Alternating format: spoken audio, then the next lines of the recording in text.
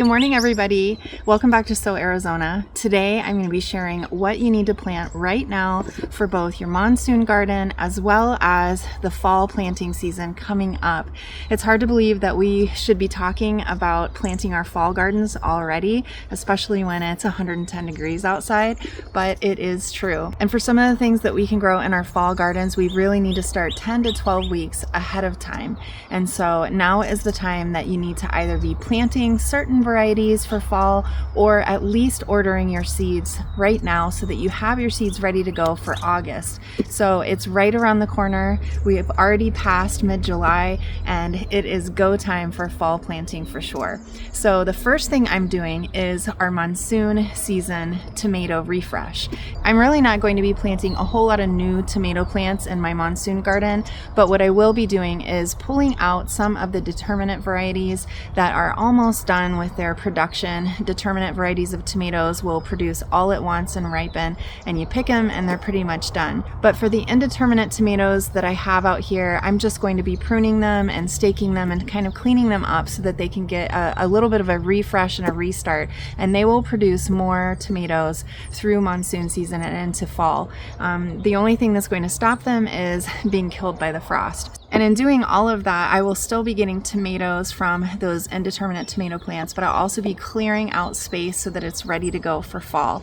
So the other thing that I'm going to be doing is just planting this tray of tomatoes. I've actually only got about 12 tomato plants here, and I know that sounds like a lot, but I've got a pretty big garden, and I have chosen 3 different new varieties to try this year for my monsoon garden. And I feel like I'm showing a little bit of self-control here by only planting 12 because normally I just go super overboard. In this tray I have the Orange King, the Native Sun, and the Siletz. I think that I am saying that last one right, hopefully so. I will put the text on the screen so that you know exactly which varieties I'm talking about.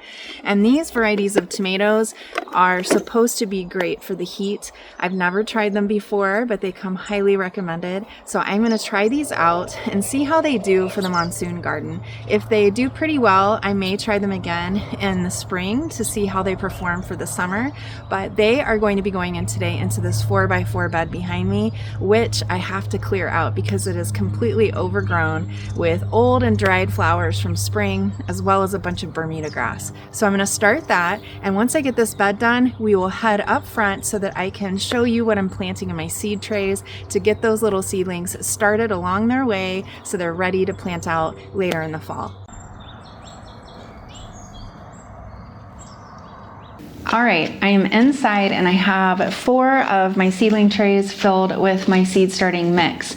But before we dive into this, I want to let you know the reason why I'm working inside for my seed starting instead of outside is because we are having a bunch of work done on our roof. And here in southern Arizona, we have generally flat roofs on a lot of houses. And instead of having shingles and things like in other parts of the country, we will have the flat roof where you roll out, you kind of paint the roof with an elastomeric type of material that will protect the roof and seal it from the sun and from the rain.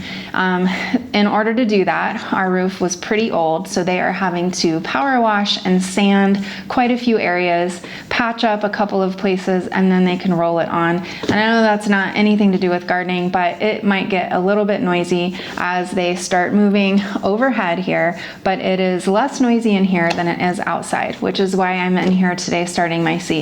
The bonus is that I get to work in the air conditioning today. Anyway, I've got my seed trays filled and I'm going to start some seeds for fall. Some of the seeds that I'm going to grow in the fall I will just sow directly outside, but there are some that need a little bit of a head start, and those are primarily things from the brassica family. So things like cabbages and broccoli and cauliflower and all of the leafy greens and things like that. But before I start with the brassicas, I want to talk about one that you need to start a little sooner than the rest, and that is Brussels sprouts. So I've got here my Long Island improved Brussels sprouts. Brussels sprouts can take 90 to 100 days to mature. Cabbages generally will mature 70 or 80 days, so they just need a little bit of a head start. So if you want to plant Brussels sprouts out in your garden and you want to start them from seed, you really ought to think about starting those seeds in July. And we are in mid-July now. I'm going to put some Brussels sprouts into these seedling trays so that they can get a bit of a head start. So if you want to plant Brussels sprouts out in your garden and you want to start them from seed, you really ought to think about starting those seeds in July. And we are in mid-July now. I'm going to put some Brussels sprouts into these seedling trays so that they can get a bit of a head start. Now you may be thinking, why, if Brussels sprouts need a head start, are you planting them at the same time with your other things like cabbages and broccoli that take less time?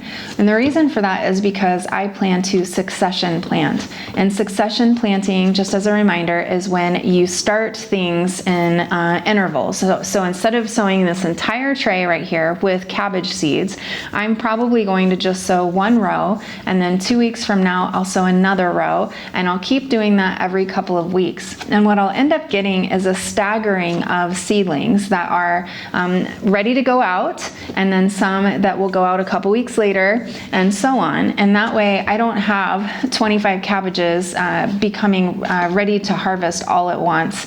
And it just helps to stagger that out. So when you look at some planting guides for Tucson, you will see that there is a range of times that you can plant things. For example, you can plant brassicas anywhere from August to, say, November. And you don't want to plant them all at once though. So what I like to do is, instead of doing them all at once inside and then planting all of those seedlings outside, I will stagger them. Having a range on those planting guides can help us understand what time period is safe to plant those things in. Now, I have transplanted things like cauliflower and broccoli and cabbage and all of that good stuff out into my garden during the later end of that range.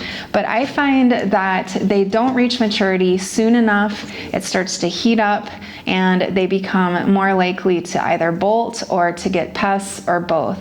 So I really like to try to get them started on the earlier side and do a couple of succession plantings, and then just, be content with what I have out in the garden and not try to push it too far. Now, if you are brave and you want to try it, I always encourage experimenting, because your little microclimate in your garden might be a lot different from mine. Last year I planted, I think in maybe November or December, it was late November at least, with some of my cabbages, and I didn't get very good results. So that might be different for you. Either way, I'm going to start with these Brussels sprouts.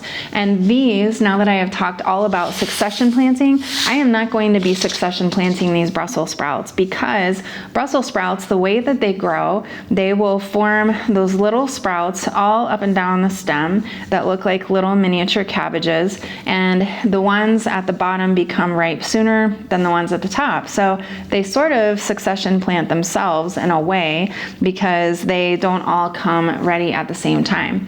Now, you can see in the grocery store sometimes that there'll be a whole stalk of Brussels sprouts that you can buy, which is really cool. But I find, as I'm growing them in my garden, maybe it's climate specific, I don't know, that I have some that are ready on the bottom and some that are not ready yet on the top. So what I do is I just go harvest starting at the bottom, and I harvest what I need for that day's dinner, and then I will go ahead and then just let the others get ready, and then in a few days or a week or so I can then harvest some more.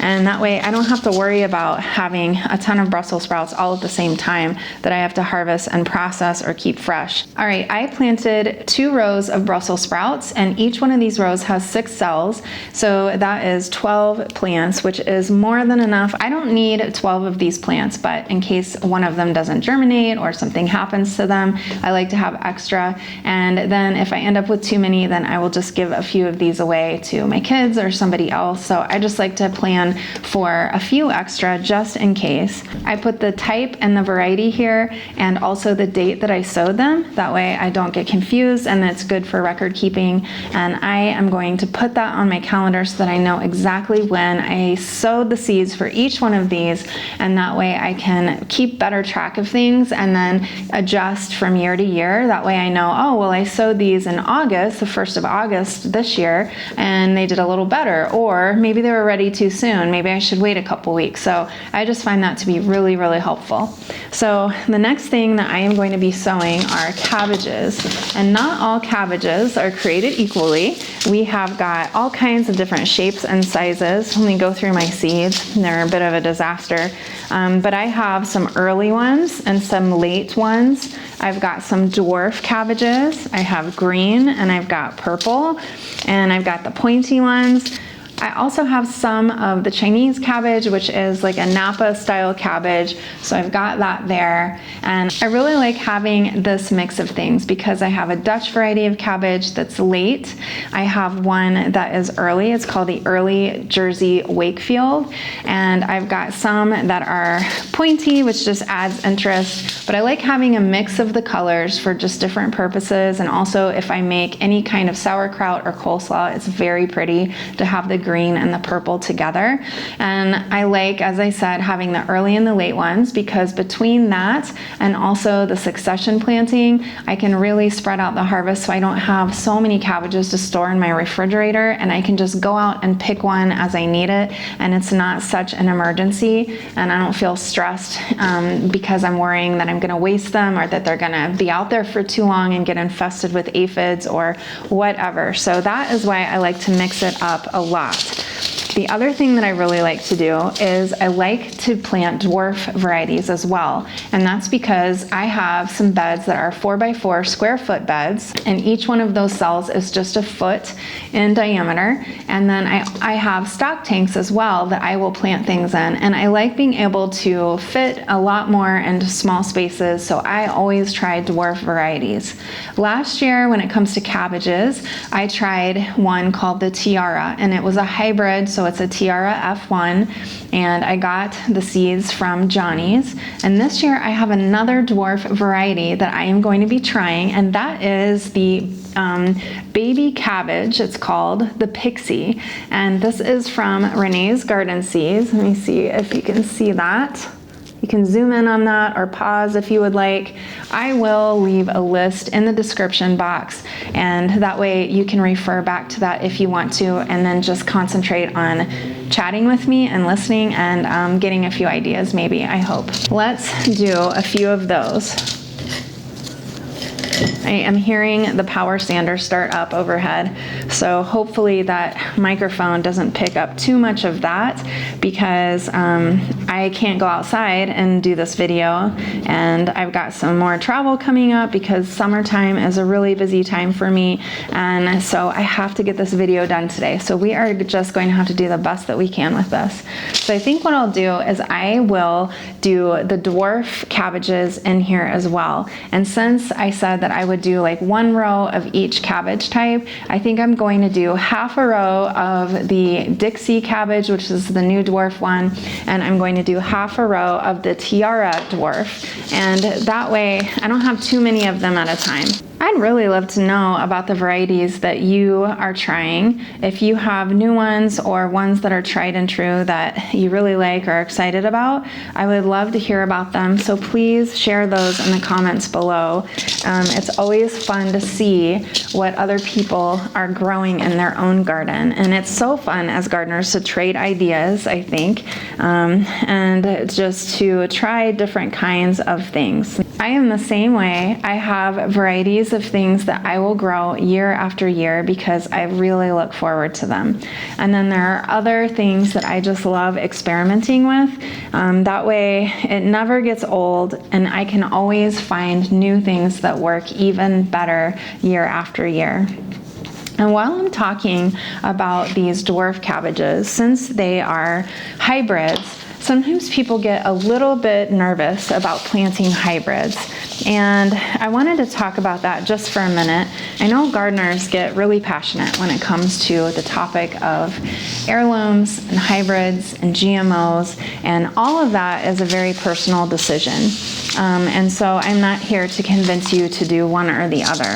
Hybrids are different than GMOs in that there is nothing that has been altered in the DNA artificially. So I think that's something that is really important to remember, is that there is nothing in them that is going to be unhealthy for you.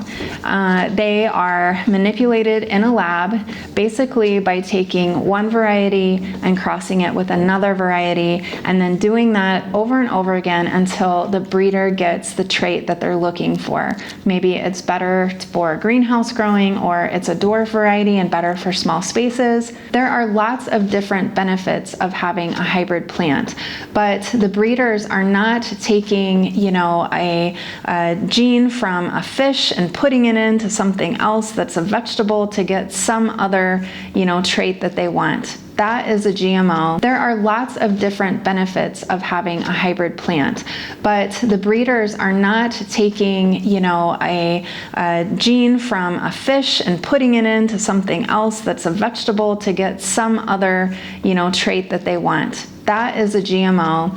And until recently, I think it was last year when the purple tomato came out, that is the first GMO that was available to home gardeners. Now, there were a lot of GMOs available to farmers who were buying large quantities of seed, but until recently, it was just hybrids and heirlooms and open pollinated varieties. So if you want to try hybrids, like I have here, I've got the dwarf cabbages I was talking about. These have just been bred selectively by not manipulating the genes until they got a smaller variety of vegetable. And so I actually like hybrids. I have quite a few in my garden just because I am trying to figure out how to grow best in containers or small spaces or hot climates or whatever, so that I can try to find the best ones for me and also the best ones for you, because we all grow in different places. I know gardeners get very passionate. We are a passionate group of people, and I actually really love that about the group of gardeners that are in my community and ones that I participate in elsewhere. It is great to be passionate, and if you are passionate about growing only heirloom, or if you're passionate about experimenting with all hybrids, or if you're really curious about doing a mix of both, I think that is a very personal decision. So just decide what's best for you and your garden and your needs, and just have fun with it. One thing I will say about hybrids that is a drawback is that you can't really save the seeds if you expect to grow something that has the same traits as the plant you saved those seeds from. If you're on a tight budget and you need to save your seeds because you can't afford to buy a lot of seeds, that's fine. Then you could grow heirloom seeds, or maybe you could get some hybrid varieties that are from a seed swap. If you want or need to save your seeds and you're growing mostly heirlooms, but you do have a hybrid in there, just make sure that you refer to the literature out there about the spacing requirements to make sure that the seeds are not cross-pollinating with one another. But you would have to do that anyway if you were growing all heirloom seeds too and saving them. So just a little reminder that hybrids will not grow true because they have all kinds of different little surprise genes in there, and you may get something that you're not expecting.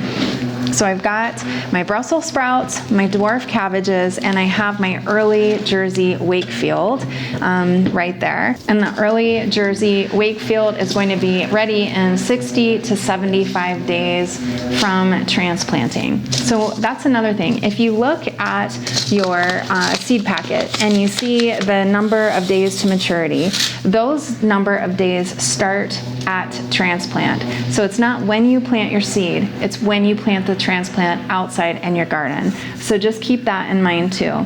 So like I said in the beginning, if you want to plant things like cabbage or broccoli or cauliflower or you know, anything like that, you want to start those 10 to 12 weeks before that first frost. So that is why I am aiming to do it in August. Now, because this is YouTube and because I am trying to get this video out to you on time so that you have a couple of weeks to be able to get your plan together, order your seeds, have them shipped to you, and then get all your supplies, that's going to take at least a couple of weeks. And I wanted to do this video early for you so that you have time to do that and get your seeds planted by the beginning of August moving forward. Now, if you aren't ready on August August 1, that's okay. Remember, there is a range of time that you can plant your fall seeds, and that is from August to November, sometimes December. It depends on what it is. So don't panic, but I've tried to give you a little bit of a head start so that you have time to get your things together. The one that I just planted is the Premium Late Flat Dutch. So remember, in the first tray, I planted the Early Jersey Wakefield, and that is going to be ready in 60 to 75 days. And so this Premium Late Dutch variety is going to be ready in about 100 days from transplant. So that will give me a few more weeks before I have to worry about doing that. So I am planting the early, I've got 6 of those, and I've got 6 of the premium late ones, and I'm going to plant less of the purple because the purple ones go a little bit further because I just don't use them as much. I kind of like to add them in with the green, but they actually do so well in the cold, and I think it is the pigments, maybe the anthocyanins that make them purple, that protect them a little bit from the cold. I don't know if you've noticed, but I have noticed that when I grow purple type varieties of vegetables, they do not respond as poorly to frost. So that's at least what I've noticed in my garden. This one is the red Acre cabbage, and it says the days to maturity for this one are 75 to 100. This next one I love. I always plant this one just because it is so silly. It's called the Kalibos cabbage, and it is a purple and it's a pointy cabbage. So how cute is that? It tastes just like the red Acre. It's just weird looking, and I like to have a little bit of interest in my garden. Last year when I planted my cabbages, I tried to alternate them just to make it kind of a little checkerboard pattern, to have a little more fun and to make the garden bed look more interesting. So I planted alternating green and purple cabbages. So I did that with the round cabbages, and then I also did it with the pointy cabbages. So I have this Kalibos, which is like a pointy cabbage. I know that's probably not the official term for it. But then I've also got, where is my seed? I thought that was just really interesting to see the alternating colors. So let me write this name down before it slips my mind. I always think I'm gonna do better about multitasking than I do, but I don't. I have a really hard time talking and writing at the same time. So that other one that I just did, where is that? Oh, it's called the red Acre. See, I can't remember what I did 5 minutes ago sometimes. So let me put that in here, and then we'll move on because we're almost finished with the cabbage. Now, I really like cabbage a lot. I don't know if y'all do, but I like putting it on street tacos, just really finely shredded, not cooked at all. I like doing it raw as a coleslaw. I actually have been really trying to like pickled foods, which has been a struggle for me. And so I did my own sauerkraut a few times last year, and that worked out really well, and it was so good. It was much more crisp than in the grocery store when you buy sauerkraut in the grocery store, and I think it also had something to do with the fact that I grew it in my garden, so it just tasted better for some reason. All right, so I've got 2 more. I have the Golden Acre cabbage, and the days to maturity on that, let me see if they list it, 65 days.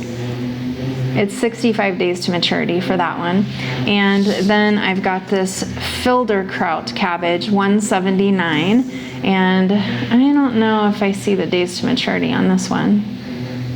No, I don't see the days listed here.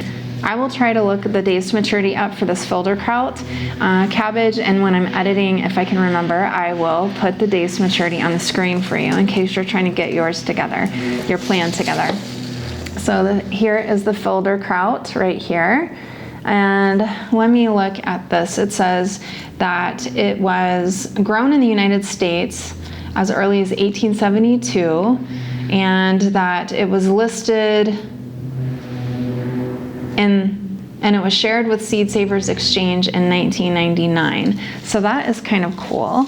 And then the Golden Acre, it says it's Compact plants allow for closer spacing, and it's better for fresh use than for storage. So that's actually a really good point. I'm glad I read that, because I was just talking about how I use the different cabbages, and not all cabbage is good for everything, just like tomatoes. You know, you have paste tomatoes, and you have tomatoes that are great for drying, some that are good fresh, and so they're all different reasons to grow different kinds of tomatoes, and I guess the same is true for cabbage too. Since I've got quite a bit of cabbage here, I've got 12 of the green ones. I'm just going to do a half row of this golden acre, and then I'll do a half row of that Filderkraut variety, and then I'll come back through in a couple weeks and then I'll do more. That way I don't overload myself like I was saying with cabbages. And then we'll move on to the broccoli and the cauliflower, which I always find to be really, really fun, because I've got some colorful varieties, and I love mixing those up too. So I will have then 2 flats of Brussels sprouts and cabbages to start with. Now for you, you may think that is a ton, and it is, but I've got a pretty big space. So if you want to just stick with a few, I totally get that. Let me write this down. I don't know if I'm going to be able to talk while I spell Filderkraut, because that is a long word. Hold on a second, guys. There are quite a few things that I really like to direct sow in the ground. So things like kale and arugula and lettuces, I will direct sow, but I will start a few just to kind of have something to put into the ground and transplant out. That way I can have some tasty leafy greens while I'm waiting for the others that I directly sowed outside to sprout and to get big enough to eat. So I don't start a ton of those, but I will make an exception for the lettuces, because I really like to have a new tray of lettuce to go out, because even though I will do the cut and come again method with lettuce, which means just harvesting leaves from the outside and not completely cutting the plant down and then going back and then harvesting more of the leaves as the plant grows and gets bigger. But after a few harvests of that, it starts to kind of fizzle out. The plant doesn't really recover as well, and it may start to get a little bit bitter. So I like to swap out my lettuces, and so I will always have a tray of lettuce ready to go outside. So that means I have to, every 2 or 3 weeks, be sowing a new tray of lettuce, which is actually kind of fun. And I like to alternate my lettuce too, just like my cabbages. So I'll do like red, and I'll do green, and I'll do romaine with, you know, like a bib type lettuce, and I'll try to mix them up and make a little pattern. And I just think that is really, really fun, and it makes it interesting to go walk around in the garden. It's not just all green and then all red, although doing little rows of each color is also really pretty too. So let me just move this over here and keep going, because I've got a lot to do still, and I don't want to talk your ear off all afternoon. I think I'm going to start with the Romanesco. That's always really exciting. So I have got, let me see if one of these is open. I actually tried to challenge myself this year, and I'm trying to use up most of my old seed if I can, because some of the seed is getting pretty old. Now, some seed will last a lot longer than others. Onion seed only lasts like 6 months, I think, and then you have other things that'll last a lot longer, several years. Yeah, it says this was packed in 2020. So this is another reason why I will sow a few extra, because I do have some seed that I've had for a while, and generally speaking, it's fine. I get a pretty good germination rate out of it because it is in my refrigerator out in my garage, so I try to store it cold. But you never know, just in case, you know, you might not have some that germinates very well, and then in that case I will have extra. Now I love Romanesco, and I'm tempted to do this entire tray in it, but I'm only going to do 1 row, and that's because I'm going to succession plant it. So I will come back and I will do another tray of a lot of this stuff later on in 2 more weeks time. So I try to put it on my calendar, that way I will remember when it's time to replant again.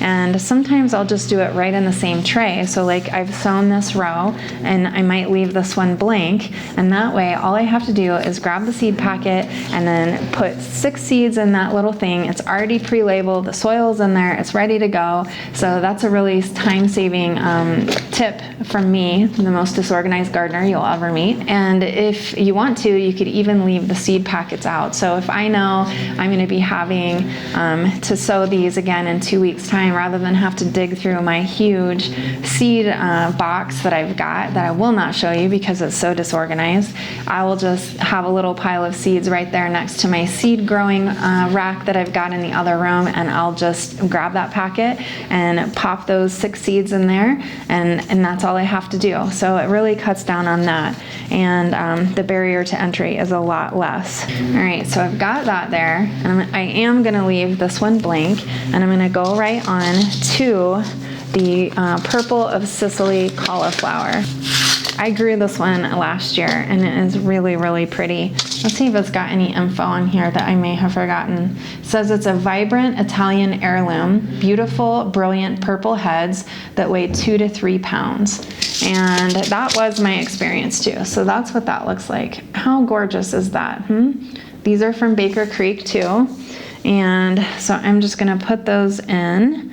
The drawback of doing this and leaving rows blank and ready for succession sowing later is that I have to load more trays up with soil. But that's all right because I reuse my trays every year. So they were clean and ready to go for me. And I've got enough soil, so I don't think that'll be a huge issue at all. It just means that I'm gonna have to go run out there and get another tray here in just a minute because I have already gone through 3 of the 4 trays that I had ready. So let me put the Purple of Sicily on this little seed tag here and the date. I'm gonna stick that in there and put this over here so I remember what I was doing. Oh, I forgot to mention these Chinese cabbages. So this one I got from Baker Creek, and it's called the Hilton. And these are a Napa type cabbage. I really like the Napa cabbages because they are much quicker to reach maturity at around 50 days. So if you're wanting something that is going to grow upright, kind of like a romaine type, so you could probably get more into a space if space is an issue and you want them faster, then you could try these Chinese cabbages. They are just as tasty, but they are smaller and they are faster. So let me swap out my trays here. I'm getting a little cramped on this table. And I have my giant seed pile here too. So put that up there. All right, so the Napa cabbage, let's pop that in. I think I'll probably do 6 on here because I think I'll have the space. One of my sons, who is usually the one that will come help me in the garden, is going to be moving to Colorado in about a month's time, which is a little sad, but I am excited for him to have a new adventure, and he's excited about it. So even though I am sad to see him go, I am trying to be supportive of him. But I will say that I am sad, not just to see him go, but to have my garden helper go away too, because he really helps me a lot out in the garden. And so now I am going to have to do a little more of the garden work. Now I did most of it. He would come like on the weekends or, things like that, but I will have to do all of it now 100% and not have my little garden buddy with me. Sticking with the cauliflower theme, I have a new one this year, and this is from Territorial Seeds, and it is called the Twister F1 variety. So there is that, and let me see if it's got anything on it. It says 62 days to maturity. Gorgeous, medium to large snow white heads with tight curds form exceptionally well. And it says these plants are developed for a range of climates. So that sounds good to me because here in the desert, we need all the help we can get. Now this is an F1, so it is a hybrid. So I did try the Snowball, I think it was called last year, and that one was really, really nice too. This one is going to be new to me. Like I said, it's called the Twister F1 from Territorial Seeds. So let me cover those up. I think that's it for the cauliflower. So now we'll move on to the broccoli. And so I've just got one purple cauliflower and one white cauliflower this year, I think. Let me dig through my little seed pile and see if that's actually the case. So I've got a lot of kale and a lot of greens. I may save that for another day. I'm glad I was going through my seeds for this video because I realized when I did that I'm completely out of just regular broccoli. So I think I grew Bellstar last year, if memory serves, and that was really, really nice. But it looks like all I have right now in these little packets is early sprouting broccoli, which is fine. I really liked it too, but it has little small, instead of like the giant big head just in the center, it's got the small little offshoots. And those are really nice because you can harvest from each one of those plants for quite a few weeks before it kind of fizzles out. But I really do like harvesting just a nice big head of broccoli too. And so I will have to order that. And since I'm doing this video early, I will have plenty of time. So remember, if you're watching this video in mid to late July, you still have a couple weeks before seed starting for fall begins. And then you have a few weeks after that too. So don't panic. All right, so now we've got that done. I just did 6 of those. And that was the early purple sprouting broccoli. And I've also got the green sprouting broccoli, which is really nice. So I'll probably do a couple of those too. Now you may see these seed packets. These are from Pima County Library. They have a seed library, so you can go in and you can get free seeds, and they're seasonal, so they always switch them out, and there's all kinds of seeds available. And if you have a library card with them, you can check up to 10 packets per month for free out. And when I say check them out, you're not returning those seeds within a few weeks like you do a library book. All they ask you to do is just to grow out those plants and to save the seeds and to bring some of those seeds back and donate back to them so that they can distribute those to other library patrons too, which I think is such a great model for sharing with the community and sharing things from your garden and getting things that are grown right here in the desert, because hopefully they are more adapted. Each time you save them, they're a little bit more adapted than the season before, hopefully, if they did really well. So I'm gonna hold off on planting any more of these seed trays today because now I have a lot of my leafy greens left. So I've got things like kale and collards and lettuce and spinach and arugula, and those I'm going to hold off on planting. I don't wanna plant those here in mid-July or the beginning of August, and that would be way too early. The only other thing I am going to start today is my collard greens, and that's because my collard greens can take anywhere from 50 to 80 days, and I got it started a little bit too late last year, so I want to make sure I'm on the earlier side of it this year. So I am going to put some collard green seeds in here, but otherwise some of the other things that will go into my fall garden I'm going to hold off on planting just yet. I'll probably wait until maybe mid-August to early September to start some of those. So another maybe 3 weeks, and then I'll start planting seeds indoors for things like kale and bok choy and some of my other greens, my mizuna and my mustards. And that's because those types of things can take anywhere from 30 to 60 days.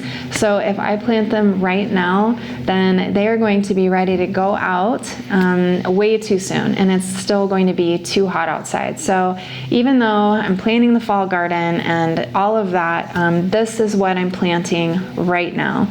So to go back over that, it is cabbages, and I've got broccolis, cauliflowers, collard greens, let's see what else, Romanesco, so things like that. Now for the next thing that is very important, Alliums. So things like leeks and shallots and garlic and onions.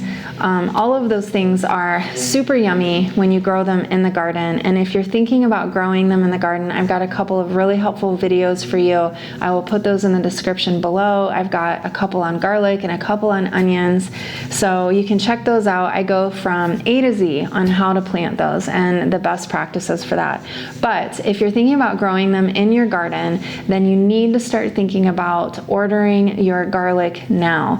I get my garlic from Keen Garlic Farm, and they are taking pre-orders right now for fall. So if you order it now, they will ship it to you based upon your zip code. So they will know what area of the country that you're in based upon your shipping address, and then they will ship it at the appropriate time.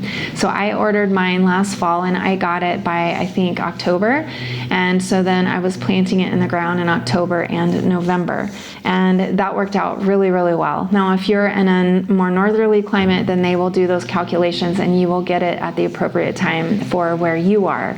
But you want to get those orders in right away for your garlic because they do sell out of popular varieties. If you're gardening in the southwest region, in a hot region, then you want to look at soft neck garlic. That is going to be the best performer for our area.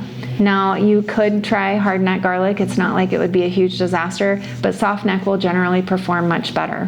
When it comes to onions, you want to start thinking about those too. I purchased my onion starts last year from Dixondale Farm, and I had really good luck with those. The onion starts are like little miniature onion plants that they have started for you. They are different from the sets, and onion sets look like those little bulbs, and I don't like planting those because I find that they bolt much more readily than starting from seed or using the onion plant transplant. So if you look up Dixondale Farm, you will see onion plants on their website, and that's what I'm talking about. They look like little miniature tiny little onions, and they'll come in a bundle. So if you don't want to start from seed, then you could try doing that. And so that is what I will usually do, is to start onion transplants instead of sets. I have done seeds many times, but it was so convenient. I did the transplants last year and it was just so much easier. And since I have such a huge garden, it was just a big help to have somebody else do that part of the work for me. If you're thinking about starting artichokes or asparagus, you want to get those seeds for the artichokes and you want to get the crowns for the asparagus, because those are going to need to get started really soon too, along with all of these other fall varieties. I will be back in August to update you on my transplant situation, what I'm planting out in the garden and what I'm removing, and then I will also do another one of these seed starting videos for probably September, because that is when I'm going to be starting some of my other leafy greens, and I will probably be sowing some seeds directly outside. So there are things like carrots and rutabagas and parsnips and beets that I really prefer to just directly sow in the garden. Now, I have transplanted beets and I've had limited success with that. I know some people transplant beet seedlings all the time, but I prefer to use my seeder. I will just dump a whole bunch of beet seeds or carrot seeds or what have you in there, and then I will just do an entire row of them all at once, and I find it to be a lot easier and a lot faster and a lot more successful for me anyway. There is one plant that I have struggled to grow, and that is the celeriac, or it's called celery root sometimes. And this is what it looks like. It looks kind of like a big brain, really. And it is a root vegetable. It does have a celery-like flavor. The top looks like a celery, but it develops this big bulb down below the soil. And it can take up to 125 days to reach maturity. And I have had a lot of trouble with getting that planted and in the ground in enough time before it gets too hot in the spring for it to finish developing. And it just never forms the bulb for me. So I think I will try one more time this year and just see if I can get it done. But I don't know if I'm going to succeed. The other thing that I just gave up on growing is celery. For one thing, it takes a ton of water. And for another, I have found that it gets hot and then the celery gets bitter. And I just don't like growing it very much. So it's just not a great return on investment either for my space. I just think there are certain things that taste so much better just fresh. And I did not notice a difference with the celery. It tasted just like it does from the store. And I had to dump a ton of water on it. And that is just really cost prohibitive when you're growing in the desert. So not doing celery anymore.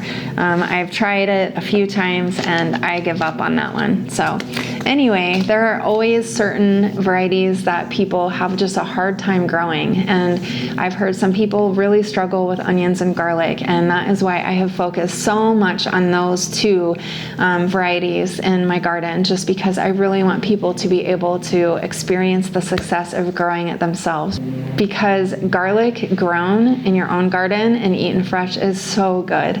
I mean, fresh garlic from the store is good too, but it grown in your own garden is really, really good. So I would highly recommend giving it another try. Check out some of my videos and hopefully they will help you and you can get to growing your own garlic too. Thank you all so much for hanging out with me today while I start my seeds. I just love being able to chit chat with you about plants and varieties. It is just so much fun. I'm Kara from Arizona. Until next time, happy gardening.